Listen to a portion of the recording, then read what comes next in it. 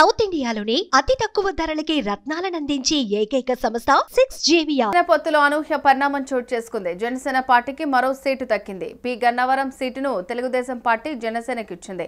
దీంతో పి గన్నవరంలో గిడ్డి సత్యనారాయణ అభ్యర్థిగా పోటీ చేస్తారంటూ జనసేన అధినేత పవన్ కళ్యాణ్ ప్రకటించారు.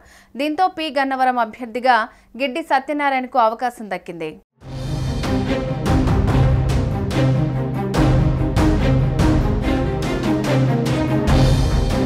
పి గన్నవరం జనసేన అభ్యర్థిగా గిడ్డి సత్యనారాయణను జనసేన అధినేత పవన్ కళ్యాణ్ ప్రకటించారు. నిజానికి పి గన్నవరం సీటును టీడీపీ అధినేత చంద్రబాబు ప్రకటించారు. అక్కడి నుంచి మహాసేన రాజేష్ పోటీ చేస్తారని కూడా జాబితాలో పేరును ప్రకటించారు.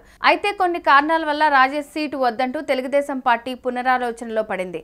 దీంతో పి గన్నవరం సీటును జనసేనకు ఇవ్వాలని నిర్ణయించింది. కూటమి తరపున జనసేన నుంచి అభ్యర్థిగా గిడ్డి సత్యనారాయణ పోటీ చేయనున్నట్టు పవన్ కళ్యాణ్ ప్రకటించడంతో పి గన్నవరం వివాదానికి తెరపడినట్లయింది. గత కొంతకాలంగా మహాసేన రాజేష్ విషయంలో పునరాలోచన చేయాలని టీడీపీ అధినాయకత్వం IVRS సర్వేను నిర్వహించింది. మరి జనసేనకు ఆ టికెట్ అప్పగించిందని తెలుస్తోంది. తెలంగాణలో పోలీసు అధికారిగా గిడ్డి సత్యనారాయణ పనిచేశారు. ఆయన 2 నెలల క్రితమే జనసేన పార్టీలో చేరారు.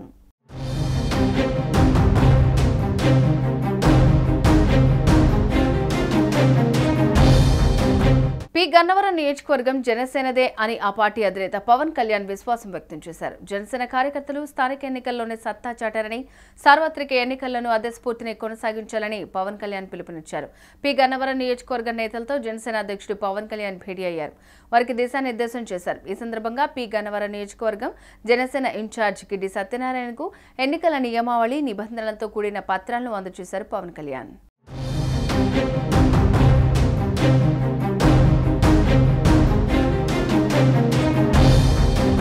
స్థానిక సంస్థల ఎన్నికల్లో వైసీపీ నాయకులు దౌర్జన్యాలు, అక్రమాలకు పాల్పడి కనీసం నామినేషన్ వేసే పరిస్థితి కూడా లేకుండా చేశారని పవన్ అన్నారు.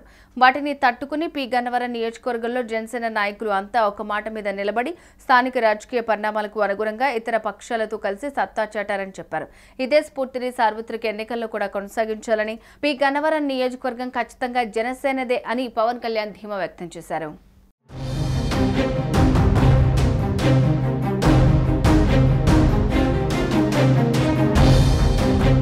సుమన్ టీవీలో మీ పర్సనల్ అండ్ బిజినెస్ ప్రమోషన్స్ కోసం కింది నెంబర్కి కాంటాక్ట్ చేయండి.